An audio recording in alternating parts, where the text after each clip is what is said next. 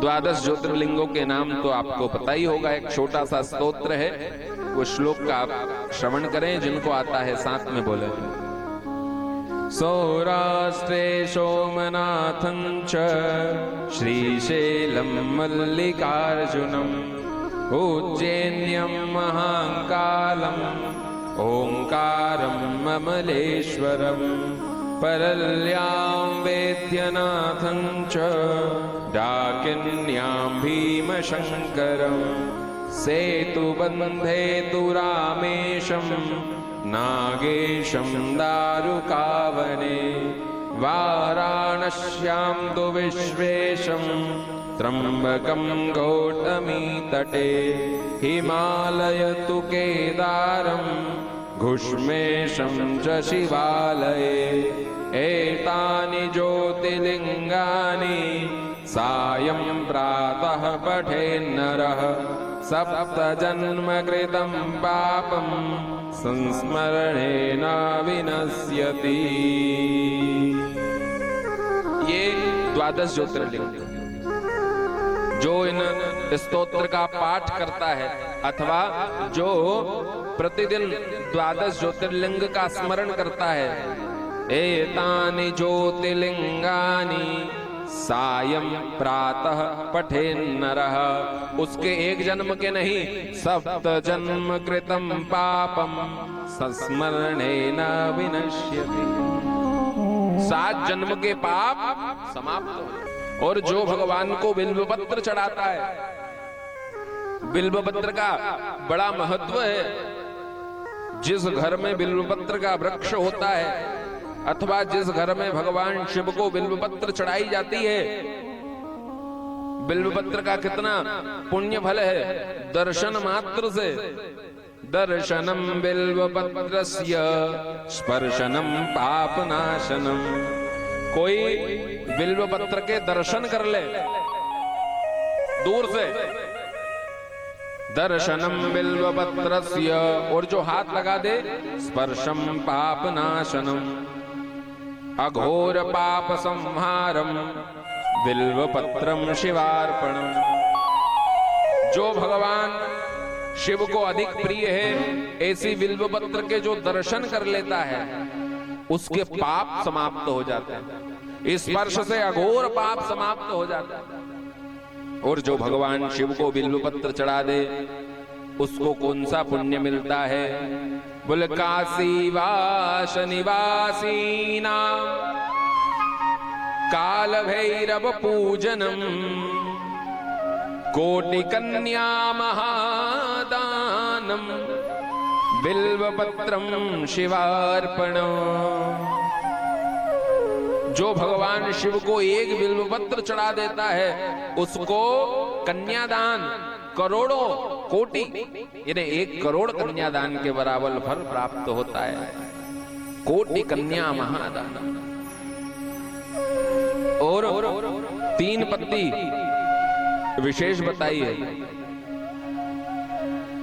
त्रिगुणम त्रिगुणाकारम त्रिनेत्रम च त्रिलायुधम त्रिजन्म पाप संहारम बिल्वपत्रम शिवार्पणम।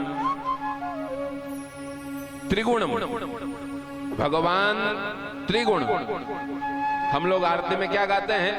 त्रिगुणा स्वामी की आरती। वही बात यहां कही गई। 3 गुण भगवान के विशेष।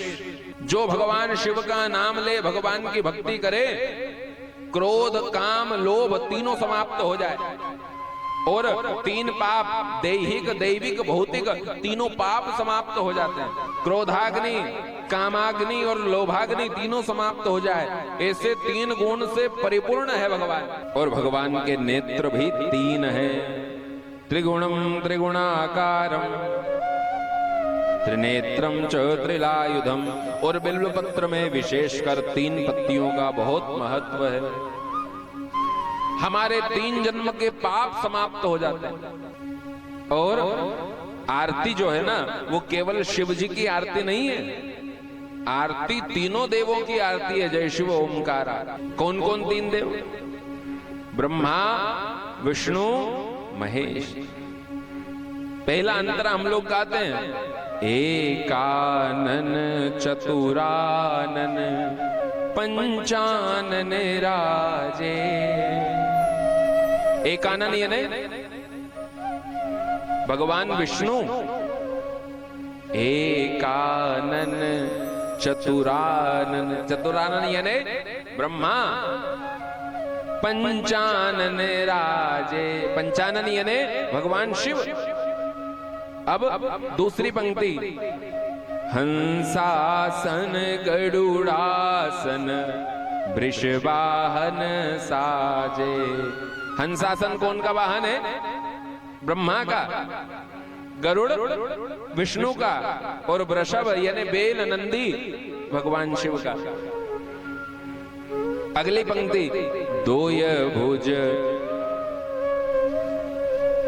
हाँ गाओ, दोय भुज दश भुज अति सोहे।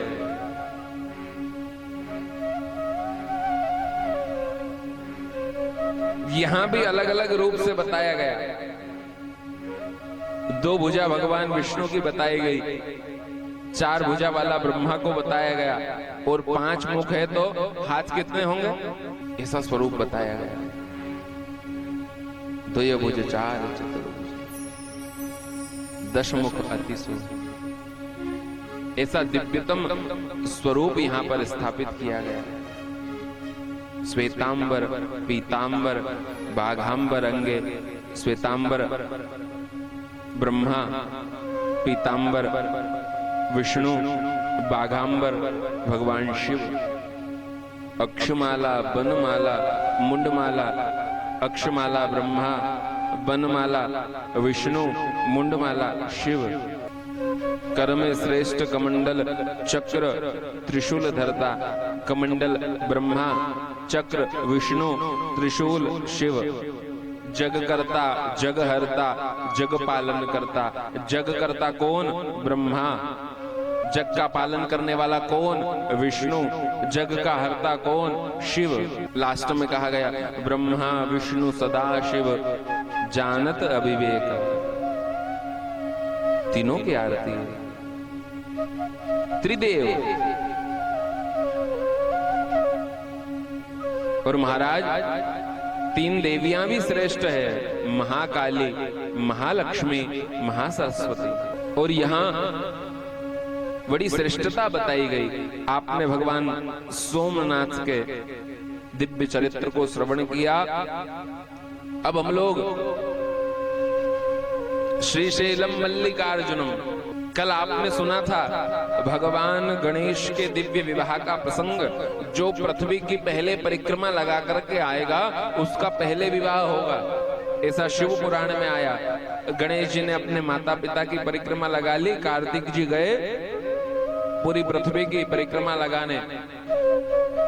अब इधर तो गणेश जी का विवाह हो गया और 2 वर्ष में लौटे कार्तिक जी। इतने में महाराज गणेश जी के यहाँ शुभ और लाभ की प्राप्ति हो गई। जैसे ही कार्तिक जी आए, गणेश जी ने कहा बड़े पापा है, प्रणाम करो इनको। कार्तिक जी ने सोचा ये कौन है? गणेश जी के पुत्र हैं। अरे भैया परिक्रमा की बात हुई थी ना, गणेश ना तो मुझे कहीं रास्ते में मिला, ना कहीं मुझसे आगे निकला, ना आता हुआ ना जाता हुआ, इसने परिक्रमा कैसे लगा ली और मेरे मयूर से इसका चूहा कैसे आगे निकल गया? सबने कहा इनने केवल अपने माता पिता की परिक्रमा लगाई और इनका विवाह कर दिया। अब तो भयंकर क्रोध आ गया, सबने समझाया। इतने में नारद जी पहुंच गए। नारद, अब महाराज नारद जहां पहुंच जाए फिर बात ही क्या है। जिसकी बात भगवान भी रद्द ना करे, हमारे ब्रज में कहते हैं जिसकी बात भगवान भी रद्द ना करे, ना रद्द वो नारद। कहा अरे कार्तिक जी देखो आपका अपमान हो गया ना, पहले बड़े भैया का विवाह होना चाहिए, गणेश जी का कर दिया। थोड़ा बहुत क्रोध शांत हो रहा था तो नारद जी ने और बढ़ा दिया। कार्तिक जी ने कहा मुझे यहाँ रहना ही नहीं। क्रोध में आकर के अपने माता पिता को छोड़ दिया, अपने माता पिता को छोड़ा और श्रीशैल नाम के पर्वत पे जाकर के रहने लगे। पार्वती और शिव अपने पुत्र की खोज में, पुत्र की तलाश में निकले। पता लगा श्रीशैल में हमारा बेटा रहता है। श्रीशैल नाम के पर्वत पे गए तो और वहां शिव पार्वती रहने लगे। कार्तिकेय को पता लगा कि यहाँ मेरे माता पिता आ गए हैं, तो वहां से कार्तिक ने श्रीशैल नाम के पर्वत को छोड़ा और वहीं से लगा हुआ एक शिखर है क्रौंच नाम का पर्वत, वहां जाकर के रहने लगे। शिव पार्वती ने कहा कि यहाँ से भी हमारा बेटा अब उस पर्वत पे चल गया है। शिव पार्वती ने कहा हम भी वहीं चले, अब नहीं चलना चाहिए। देवता लोग आए और जब भगवान शिव और पार्वती कैलाश पर्वत पे आ रहे थे उस समय देवताओं ने कहा भगवान आपने कुछ दिन इस पर्वत पे निवास किया है तो हम ऐसा आशीर्वाद आपसे चाहते हैं कि एक स्वरूप से आप यहाँ पर विराजित हो जाएं। सभी देवी देवताओं की पुकार सुन करके भगवान शिव श्रीशैल में मल्लिका पार्वती को कहा गया और अर्जुन भगवान शंकर को कहा गया। वही मल्लिका अर्जुन श्रीशैल पर्वत पर विराजित हो गए। बोलो मल्लिकार्जुन सदाशिव भगवान की।